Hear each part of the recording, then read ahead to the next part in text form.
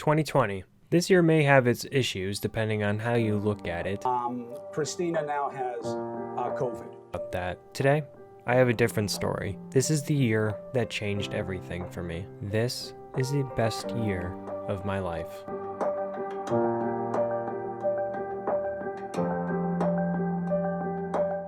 But in order for me to tell you this story, we have to travel back 1 year ago today. 1 year ago today, I came up with the idea of Friend or Foe. The idea just popped in my head one day. So I grabbed my notebook and I just started writing. And before you know it, I had a whole short film ready to go. I took it up with my friend John, who is also going into film. And I told him my idea and I read the story of Friend or Foe to him. And he loved it.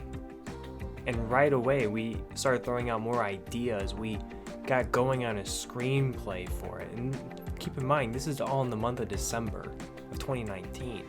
Once we finally got into 2020, January, February, we were grinding out Friend or Foe stuff. January, February was all about getting stuff ready to go. It was all about casting, makeup, clothing. Everything was getting ready. Because my original idea was we were going to shoot Friend or Foe in March. It was going to be a spring shoot. Not only was I doing that in the beginning of 2020, I was also balancing school.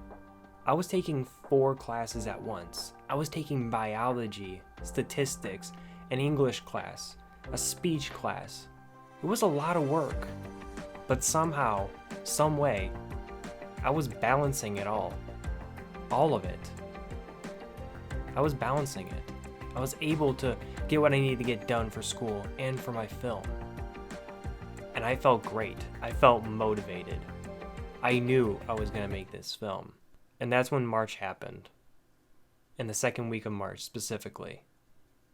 And that's when everything decided to change. Immediately, things started going downhill. And places started to close because of the whole COVID-19 pandemic. My classes were put to online. We were given an extra week of spring break. I had no idea what was going on. And before you know it, I was forced to go into quarantine for over a month, which inevitably hurt the production of Friend or Foe.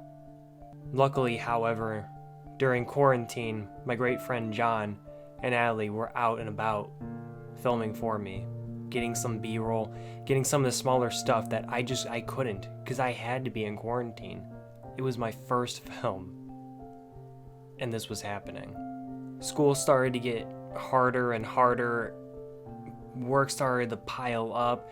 I would be working on schoolwork for 9 hours a day, and then late at night I would get on a Zoom call with my friend John and start talking about Friend or Foe stuff, going over things, just trying to manage it all. Late April, I started to give up, and I didn't think I would be able to do this anymore. Then in early May, I got out of quarantine, and I was able to go out and start filming again. Not only did I start filming again, I felt like myself. Because in that moment of quarantine, in that moment of being confined to an area, I realized what was important. And that's the people around you. I was surrounded by my parents, by my siblings, for over a month. And they were so incredibly supportive and helpful. So when I got out of quarantine, I got rid of all those people that were bad influences. I got rid of all those people who were just bringing me down. And all of a sudden, I saw a new light. And I started going for it. Summer came around and it was time to go. John and I started filming Friend or Foe.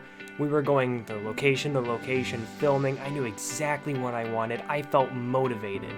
I felt great to be out there filming.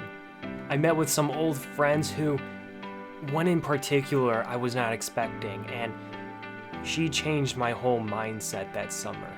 And it didn't occur to me that a month later, we would actually be dating. And she's just been great. That summer was incredible. I was able to do what I loved. I was filming my first film, something that I felt proud of, and I was going for it. Not only this, but I had people who supported me around me, and I was out doing fun stuff. I camped near my old school because we thought it was haunted. We went to Lake Geneva and had a beach day. I just hung out with so many people, with so many nights with fun. I was out taking photos at night with a big group of people, with all my friends, with lightsabers. For the first time in months, I felt like myself. I felt happy. And I felt accomplished. Then September came around and I finally finished Friend or Foe. After months and months of prepping, of filming, I finally got it done. My first film, I got it done. And I felt so accomplished. But I didn't stop. See, I was so motivated, I kept going. And I made my nature cinematic video, which I am to this day so incredibly proud of that video. I made a little short of a shoe tie video, which also did so well. And I posted my very first short film ever made, Dollhouse. And I did that with my girlfriend and my best friend, and I had the time of my life. Not only that, but I got to help out my friend with his own film. 2 to be in particular. A music video and a short film we've been working on for a while. See, the point I'm making with this video, with this project, with this yearly recap, is that you can't give up. Because sometimes life gets hard. And you might feel like it's the end. You might feel like just giving up. You might feel like you can't do it. But you can. And I know that you can because I did. I made the best out of 2020, regardless of what was happening in the world. Regardless of the current pandemic, the election, the riots, the protests. I managed to have one of the best years of my life. I managed to go out, make a film, enjoy my summer, have a blast. I managed to do that. And there's so much more to come. But if there's one thing, one piece of advice I could give you, that's don't give up. Even when life gets hard. Don't give up.